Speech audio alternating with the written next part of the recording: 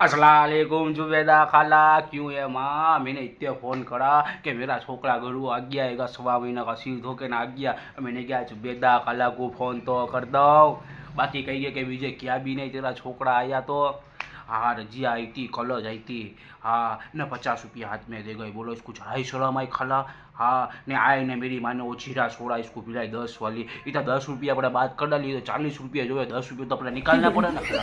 इसको જરાય શરમ आई, बोलो 50 रुपये देके मेरे छोकरे को हाथ में देके गए। पची कहती है कि हाँ मेरे पग दुखते थे ऐसे, पर तेरे भाई को मैंने किया कि मुमती के छोकरे के यहाँ छोकरा आया है तो मेरे जाना पड़ेगा। अब मैं मन में कहता हूँ आयद ना हो तो अच्छा हुआ, आज जमाने में 50 रुपये का क्या आता है खाला, तुमको क्या कहूँ मैं।